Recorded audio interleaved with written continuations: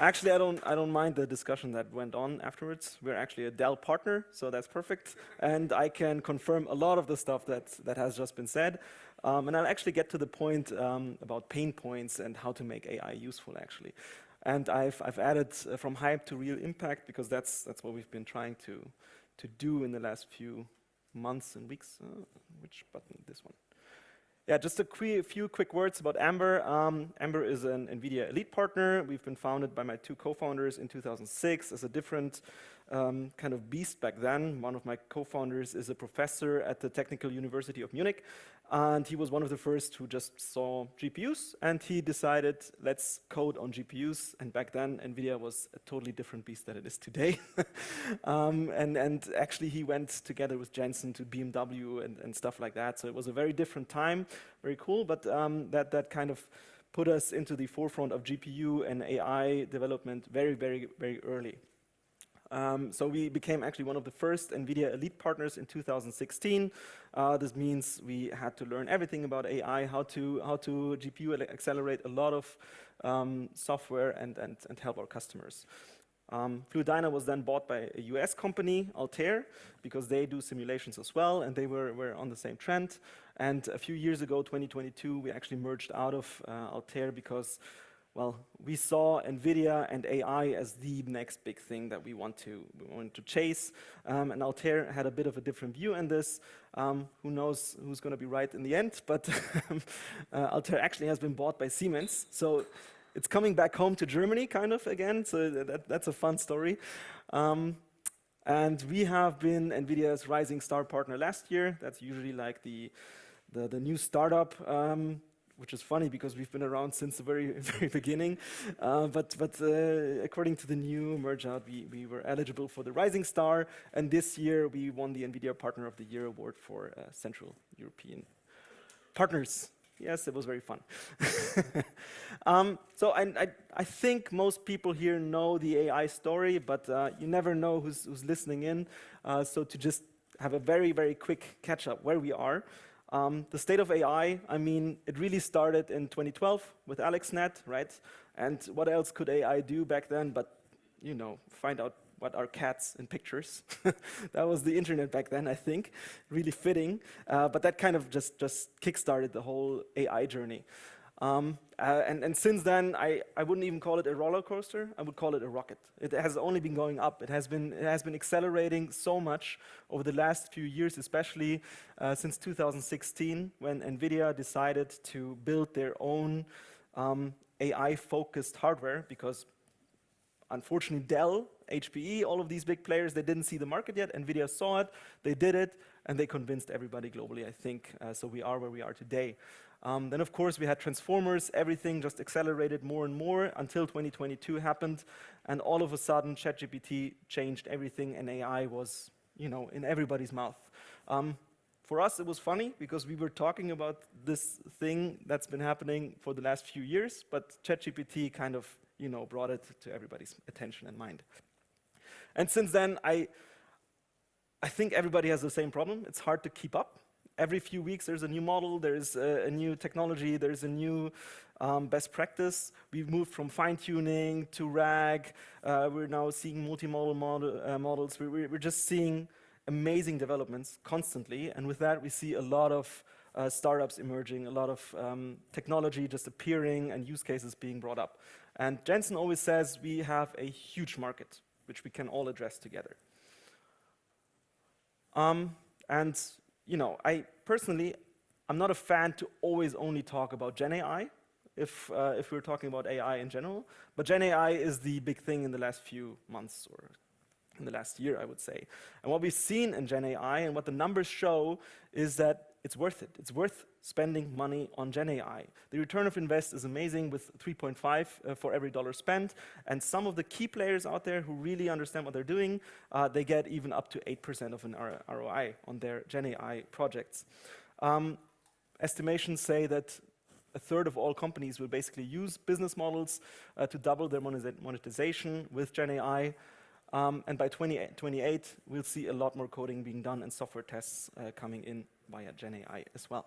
But again, and I will get back to that later, Gen AI is an amazing technology is one part, but it's not everything AI can do.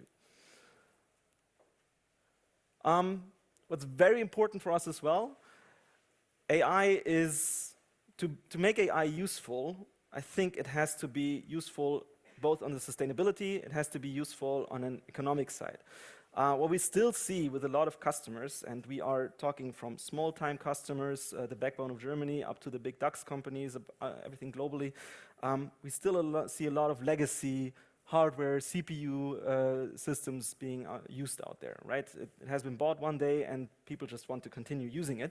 And don't understand me wrong, not everything can be GPU accelerated, but a lot of things can be GPU accelerated, which aren't today.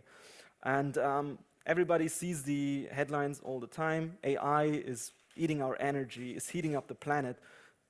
True, it needs a lot of energy, but if we would actually move a lot of this legacy infrastructure to GPU accelerated infrastructure, we would save money, we would save energy, we would save heat, and it would help us solve a lot of the problems. And it's always fascinating when we talk to new customers, even big customers, and they want to build an AI factory.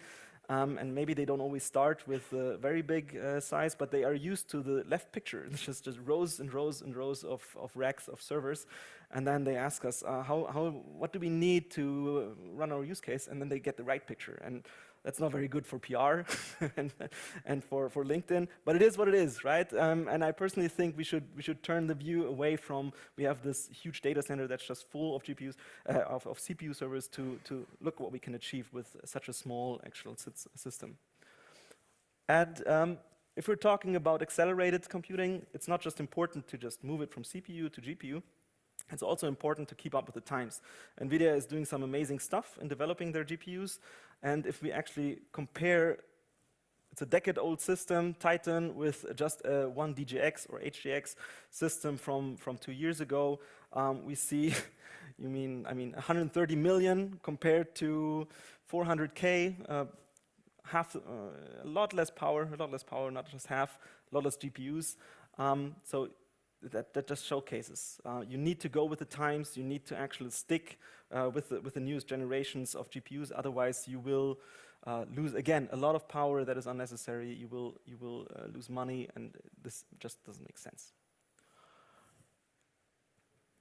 And for a more current comparison of Hopper to Blackwell, for example, I mean, we still see most deployments right now are with Hopper, but everything is moving towards Blackwell as production is catching up.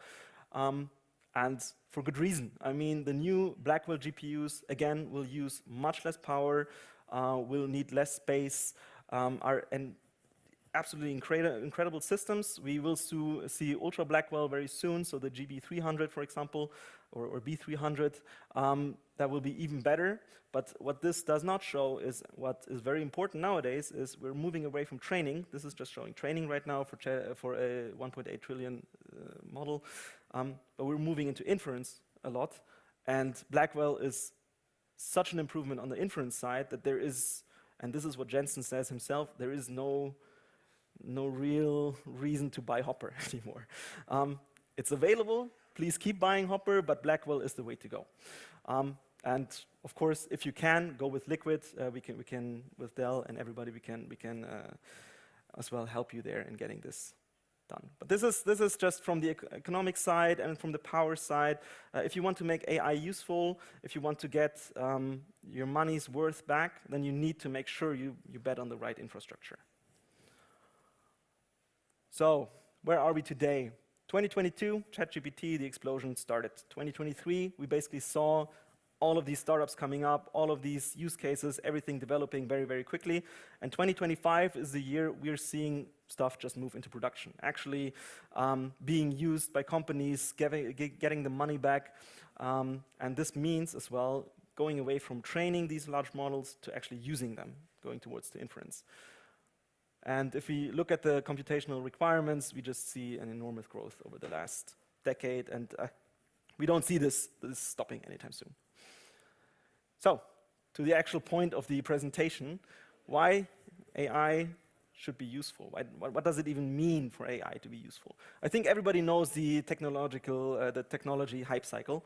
I see us getting past the peak Everybody was super excited about AI 2 years ago. It was on every conference. Everybody was talking about AI constantly.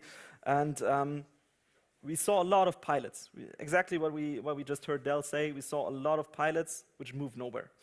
And then we got to this point where is AI actually what we should use in our company? Is it something that can help us? So we saw a lot of this excitement die down. AI was everywhere, but it wasn't very helpful for a lot of customers. We saw tech demos, everybody saw tech demos. I could ask the same question, who saw tech demos on some laptop which never actually developed anywhere? We saw them all the time. So what we found out is you need to talk to customers and you need to understand why they should be using AI, with which problems can AI actually help. Understand the pain that the customer is going through, understand how AI can help them be competitive and how they can get a competitive advantage towards others and how it can help key problems that they're facing. And of course, AI has to be useful. It doesn't have to be, for a lot of customers, it doesn't have to be 100% accurate. It needs to be usable by the users within the company. So that's exactly the problem we're seeing, that AI gets developed and then the teams are saying, I'm going to use it, I'm going to do the training, I don't want to use it actually. So it needs to be very practical. It needs to be focused on the humans using it. It needs to have the UIs and make them understand why it actually helps them. It needs to be responsible and it needs to be trusted by everybody in the company to actually be useful and to be used by the people inside it. And that's why we always say AI should have a focus of human-centric design framework. That means you need to plan around the problems within your company. You need to get input from humans. You need to empathize with them. You need to engage them. You need to find out how does it help them, where does it not help them, which problems arise through AI. For example, we have customers who want to use AI for customer service, right? And they use it, and then they get feedback from their customers and say, the customer service, your chatbot is horrible. I don't want to use it. Why is it horrible? You need to figure that out, because some questions aren't asked by the chatbot, for example, because it just gives bad answers. And you can figure that out. You can improve and iterate. And just yesterday, I talked to someone who told me, we have this one project with a customer. Guess what stage the chatbot is in? 53. So it's the 53rd version that they're working on right now. And it just keeps on getting better. And at some point, you get to the inflection point where customers and the users actually prefer it. They prefer using this compared to other solutions or sometimes even humans. And this needs to be a loop. You need to constantly improve and understand how your AI systems work within the company and how you can improve it and then make it more and more useful for everybody. And again, the main thing that everybody should take from this is there are amazing models, there are amazing things you can do with the AI, but what you really need to figure out is what do you need within your company? What problems can you solve? And this can be very broad. I will go towards some use cases, but think about all of the demographic change we have in our society. We have people getting older, we need new people working. A lot of people are scared for their jobs, but at the same time, we actually need AI to make sure we are keeping our productivity, keeping our efficiency, and can actually make sure that our trains will still run in 10 years, for example, right? The train conductors are missing. This means this is a huge pain point, for example, which needs to be solved, which cannot be solved by anything else but AI, unless you pour a ton of money into it and make them rich like pilots. AI, of course, also needs to be reliable, safe, and consistent. We are in Europe, and I prefer our approach. I don't think we should overregulate everything, but I don't think we should do it like in the US, where we just say, hands up, let's just do whatever you want. We need to make sure that the AI we're using is understandable and it's explainable. AI should not just be a black box where we put something in and something comes out and we're saying, oh, okay, this is great. And it needs to be integrated into the workflows of the company. I mean, right now we're hearing a lot about Agentic AI as well, where it can take over entire workflows. But let's get to the point where we're actually integrating the tools into the workflows and then keep on going from there. And again, it needs to be accessible within the entire ecosystem of your company, preferably, right? You want to have every worker being able to use the AI tools within your company. Just a few use cases which I found interesting, which we've worked on in the last years, which maybe give you a little bit of a hint what I mean if I say think about the problems within your own company. For example, I thought this one was very interesting. We were working with some lawyers and especially patent lawyers who have a whole ton of very complex and hard to read documents, which takes a huge amount of time to solve. It has sensitive data and is very, very expensive. Lawyers generally are. So this is a point where it's perfect for AI to find a solution to help you with that. So you could use customized, highly customized models with dedicated models for the text and the drawings to understand these documents, then let them work together with humans to validate the findings, and this actually helped the customers reduce time for use cases for projects from 1 to 2 weeks to minutes or hours. A huge boost in productivity, a huge boost within the companies, and of course you understand this helps them become competitive towards against others. I really like everything around logistics. Like I said, it's not always all about Gen AI. I really like everything supply chain management related logistics, because this has a direct impact on the energy required, not just to run the systems, but for example, if you can optimize your warehouses, if you can optimize your lorries, if you can optimize how much traffic you're generating, this helps our planet at the same time, while you're also accelerating your workloads. So this is another challenge we had with a customer who says, right, we need to plan very large concrete blocks, for example, within lorries. We need to plan them for warehouses. How can we optimize this via AI? AI is great for this. And at the same time, once it is all on the lorry, we want to have some computer vision to inspect whether it is safe to move. Of course, this is also a computer vision thing you can do, which was done and helped them a lot in just scanning the cargo pieces. How big are they? How many will fit on the lorry? This will reduce the fuel they will need, the amount of lorries they will need. It makes them more competitive towards their competitors. Third and last, more detailed at least, use case, which I also very like because it's more something on the ethical side and the stopping waste in other areas. For example, we have a customer who's working on stopping the chick culling from male chicks. As you may know, that male chicks are not really needed, so they are usually killed after they are hatched. And they found via computer vision again a way to analyze the eggs while they're still just not hatched yet, and that helped just eliminate this entire problem. These male chicks don't have to be culled anymore. Deep learning image processing was used for it, and no more breeding is required on these. And again, a problem you would probably not immediately think this is an AI problem. This is not a chatbot I'm using to fix this, but it is an AI problem. You cannot fix it via any. You couldn't put humans on the line and then put a light in there to understand which are the male chicks. You need to use AI to fix a problem like this. And this is exactly where you need to look and work on.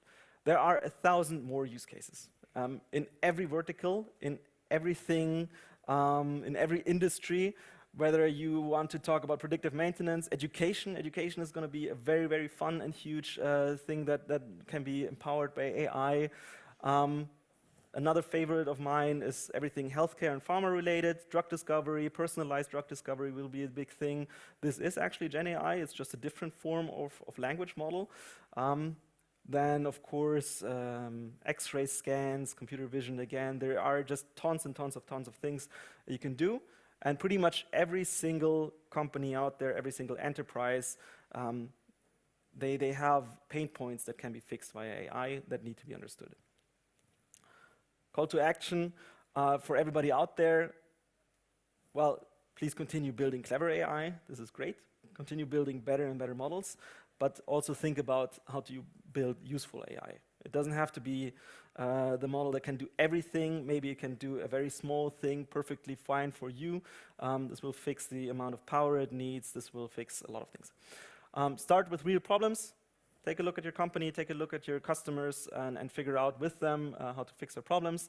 Prioritize trust, impact, and integration. And of course, collaborate between the techies and the humans. If you can manage to combine these two areas, combine the domain expertise of people with the technical expertise, you will find the moonshot solutions that you're looking for. And of course, reach out to NVIDIA, reach out to us, reach out to Dell. There are a lot of people in this ecosystem who can help you. There are a lot of things that have already been built that you can use very quickly. You will get support in building a solution that is fit for yourself. Just reach out, use the ecosystem that's already here. That's it. Thank you.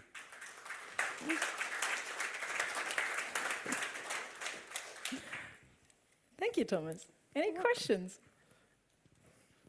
Oh, I mean, we don't have much time, but there is one question, and there's a microphone coming to you. Thank you. So I have a short question. So NVIDIA is faster and faster and faster. That's good.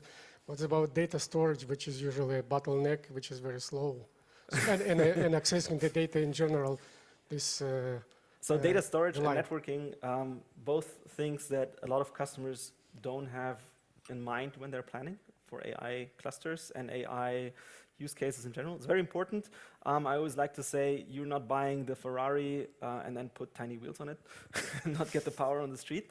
It's very important. There are different solutions. We work with pretty much everybody, and again, also a lot of development there, whether it be from Dell, DDN, NetApp. Everybody is constantly developing, but it is hard to keep pace with NVIDIA and especially their networking speed. But they are working on it. So again, everybody, please think about storage as well, because it's usually, oh, I have this budget, I want to get as much compute in there as possible, and then half a year later, oh, I need more budget for the networking and the storage, and that's usually a pain. But we try to tell the customers early on to think about it as well. I obviously also prepared a question. You talked about useful and clever. Well, if both together, that's amazing. What's the biggest pitfall company face to shift to the useful part, and not just because it's cool technology? Yeah, a lot of companies over-engineer. So sometimes you don't have to have the perfect, super accurate black box that will fix everything. Like I said, try to simplify. Try to find a problem and fix it, and don't try to make it super, super complicated. Data is very important. Go for quality data instead of quantitative. Don't just throw everything in there, but make sure you have the data that's actually useful for your use cases. Yeah, and don't get into the pitfall of just I'm running pilot after pilot after pilot, right? So it's important to get started, but you need management to really be involved, and for that you need to solve their pains. And if you just do some small pilots, then this usually does not develop into something bigger.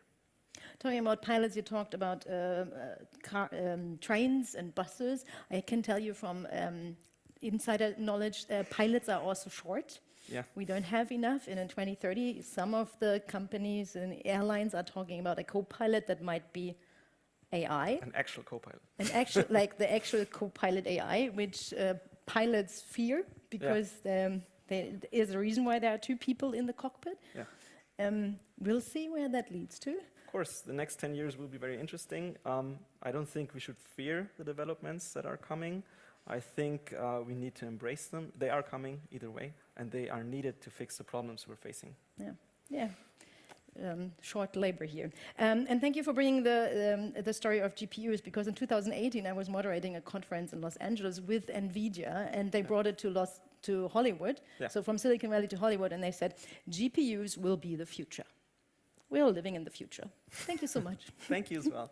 Thanks. Oh, hang on. I need the torch, or you give it to. See, I wanted to remember that one, but now the torch has to be handed over to two people on the